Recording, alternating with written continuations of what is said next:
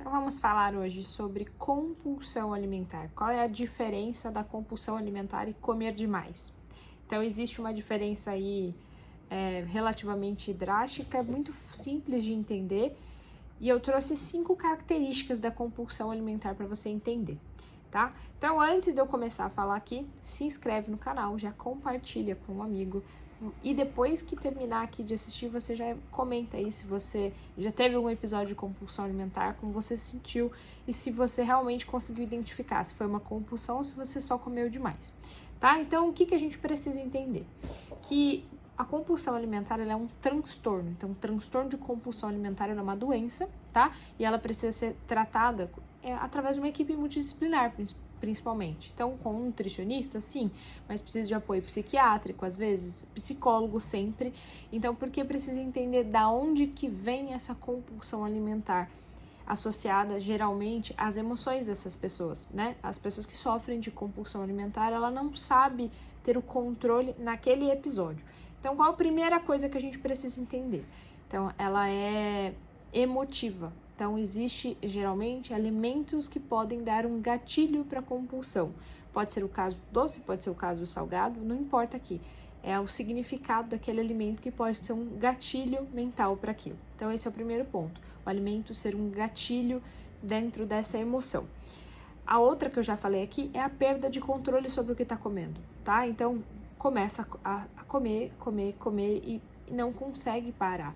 A pessoa não consegue ter controle sobre saciedade, sobre nada, né? Ela simplesmente está comendo e não tem um alimento em específico.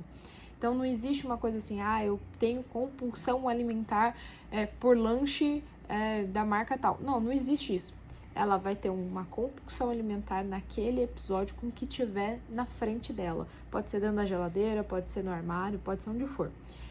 Qual é o terceiro ponto aqui, né? A gente já falou dos 3 primeiros, um outro ponto aqui é estar sozinho, né? Estar sozinha, no caso dessa pessoa, sozinha ou escondida.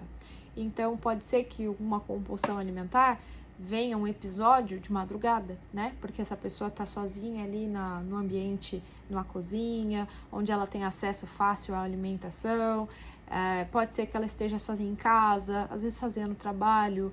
Então, aonde ela tem acesso àquela grande quantidade que vai fazer parte daquele episódio de compulsão alimentar.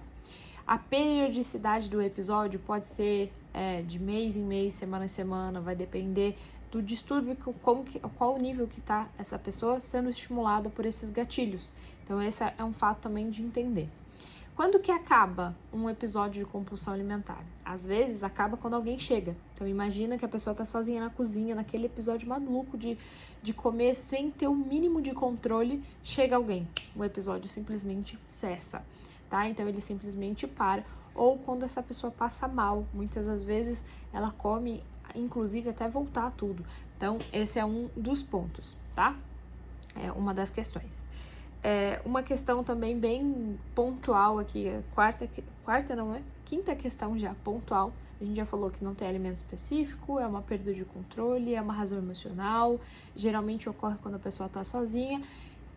E a questão mais crucial, além de tratar de episódios, né? É a questão da pessoa sentir culpa, um arrependimento muito grande, uma vontade, às vezes, quase que uma pós-depressão, assim, depois de comer.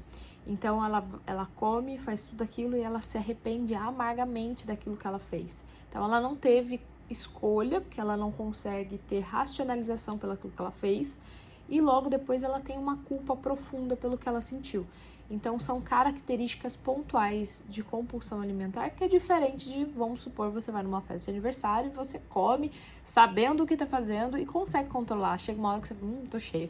E aí parou. Então, você comeu demais porque você quis.